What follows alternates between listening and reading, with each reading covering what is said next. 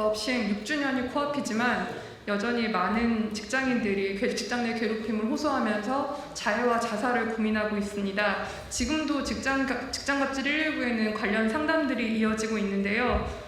극심한 직장 내 괴롭힘 이후 죽음을 선택한 기상캐스터 고 오요한나 씨와 같은 억울한 죽음을 막고 일터의 안전을 확보하기 위한 대책 마련을 촉구하는 기자회견을 지금부터 직장갑질 119와 국회 환경노동위원회 정혜경 진보당 의원님이 함께 시작하겠습니다. 오늘 기자회견은 정혜경 의원의 인사말로 시작합니다. 이어 윤지영 직장갑질 119 대표가 직장갑질 119에 접수된 직장 내 괴롭힘으로 인한 자해, 자살 상담 사례 그리고 분기별 조사에서 나타난 자해, 자살 고민 통계와 함께 이와 같은 사례와 통계에 저희가 집중해야 하는 이유에 대해서 발언을 할 예정입니다. 마지막으로 직장갑질 119 운영위원인 김유경 노무사가 직장 내 괴롭힘 문제 해결을 위한 법과 제도 그리고 직장 내 괴롭힘을 다루는 행정 노동이 어떤 방향으로 변화해야 되는지에 대한 발언을 이어가겠습니다. 그럼 정혜경 의원의 인사말로 오늘 기자회견을 시작하겠습니다.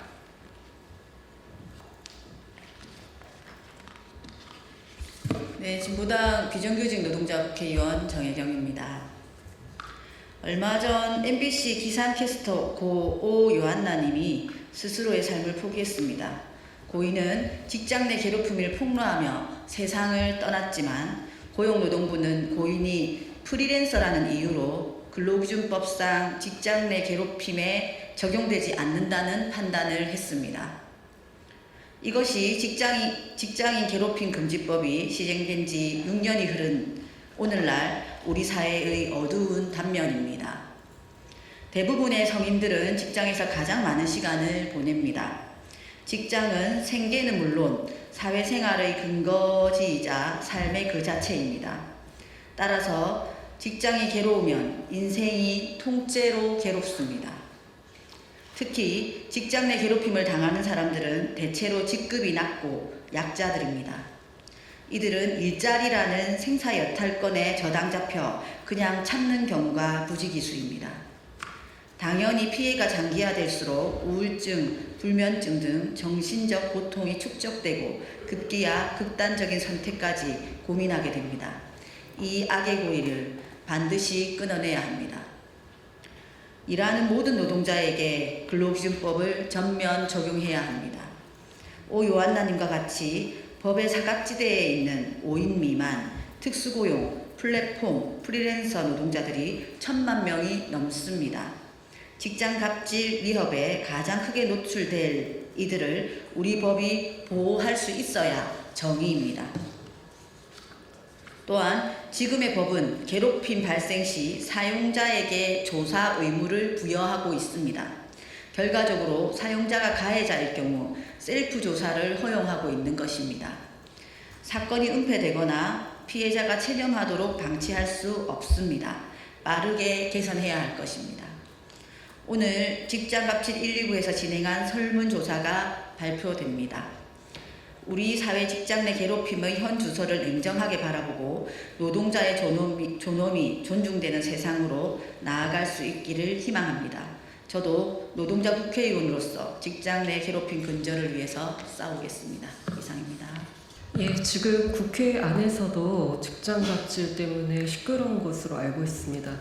사실 직장 내 괴롭힘은 신체적, 정신적 건강에 치명적인 영향을 미칩니다. 그래서 직장갑질 119에도 특히 그 중에서 자살, 자해 충동을 말씀하시는 분들의 사연이 이어지고 있습니다.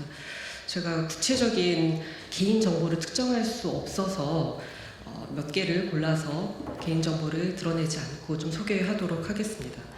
직장 내 괴롭힘 신고 후 2차 가해로 공황 증세, 구토, 두통, 근육통, 발작이 발생했고 결국 극단적 선택을 시도했다는 사연, 죽어서 이 고통과 억울함에서 벗어나고 싶다는 사연, 괴롭힘으로 인해 극심한 우울감과 자존감 저하를 겪고 있으며 정신과 치료를 받으면서도 극단적 선택을 여러 번 고민했다는 사연, 괴롭힘 아니라는 판단에 나 혼자 이상한 사람이었나, 내가 틀리고 잘못한 것이었나, 그런 생각 때문에 하루하루가 고통스럽고 죽음으로 이 모든 것을 끝내고 싶다는 사연, 매일 밤잠을 이루지 못할 만큼 힘들었고 극단적 선택까지 생각한 끝에 괴롭힘 신고를 했지만 행위자에 대한 징계위원회 결과는 구두 경고로 그쳤다는 사연.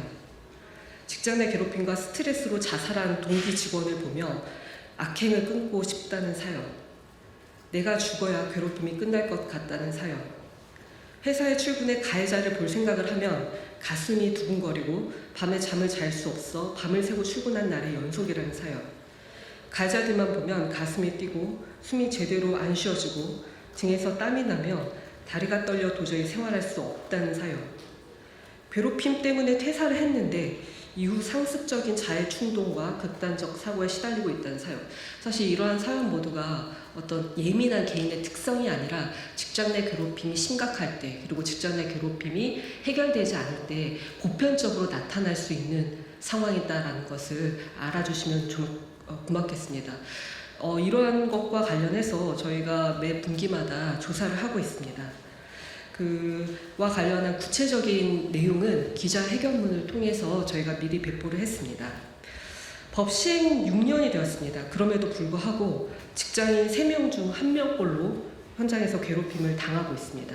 그중 18%가 자살, 자해 충동에 휩싸입니다. 이 수치는 사실 굉장히 이상한 수치가 아니라 사실 매 분기 때마다 약간의 차이는 있지만 좀 보편적으로 나타나고 있는 수치라고 보시면 될 것 같습니다. 그러니까 괴롭힘 당하고 있는 사람의 5명 중 1명꼴로 자해, 자살 충동을 느끼고 있다는 것입니다. 특히 법의 사각지대에 있는 노동자들, 그리고 직장 내 괴롭힘 해결을 실질적으로 기대하기 어려운 비정규직 5인 미만 사업장 노동자의 자살, 자해 충동 비율이 굉장히 높습니다. 을질, 허위신고의 프레임으로 직장 내 괴롭힘을 바라보는 사회에서 제도가 제대로 작동하지 않는 현실에서 이 수치는 더 올라갈 수밖에 없습니다. 직장 내 괴롭힘은 노동자를 죽음에 이르게 하는 일터 안전의 문제라는 것을 우리 모두 심각하게 받아들여야 될 것입니다. 방금 설명해 드린 것처럼 직장 내 괴롭힘으로 인해서 극단적 선택에 이를 정도의 노동자들이 굉장히 많은데요. 이들이 처한 상황이 대부분 유사합니다. 우선 법상으로는 사용자에게 최초로 신고를 하라고 되어 있지만 이처럼 극심한 괴롭힘에 시달리는 피해자들은 자신이 속한 일터의 조직문화 시스템 탓에 신고 자체가 어려운 경우가 많습니다. 그래서 많은 피해자들이 애초부터 노동청에 진정을 제기하거나 사내에 신고를 했지만 이후에 2차 피해 등을 당하다가 노동청을 찾게 되는 경우가 상당히 많습니다. 그런데 직장갑질 119에 제보된 다수 사례에서 피해자들은 노동청에 진정을 제기한 이후에 더 괴로웠다, 고통스러웠다라고 호소하고 있습니다. 여러 가지 문제가 있는데요. 우선 노동청의 직장 내 괴롭힘 신고 사건 처리 지침이 문제가 되고 있습니다.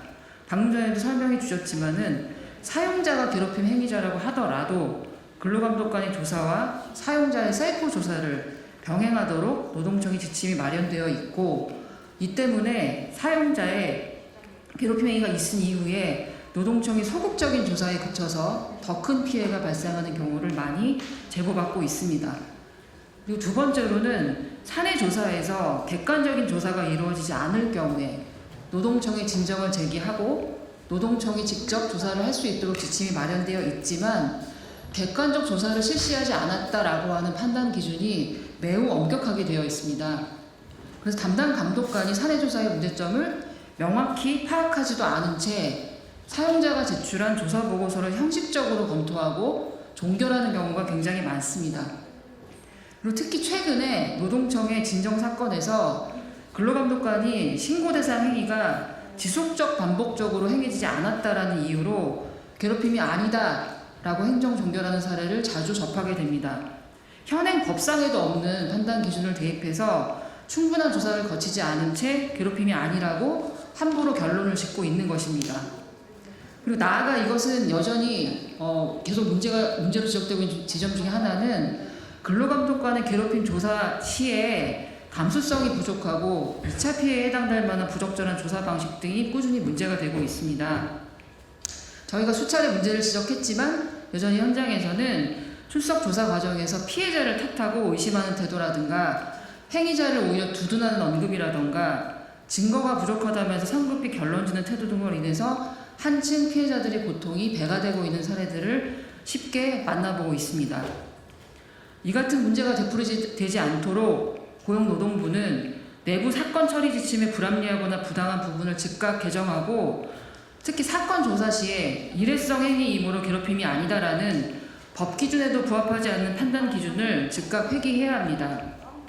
그리고 마지막으로 법제도 개선 측면에서는 당장 금기법을 전면 개정하거나 특별법을 제정하는 것이 요원하다면 적어도 피해자의 생존을 위협하는 인권 침해 문제인 직장의 괴롭힘만이라도 고용 형태와 무관하게 일하는 사람 모두에게 적용될 수 있도록 법을 개정해야 합니다.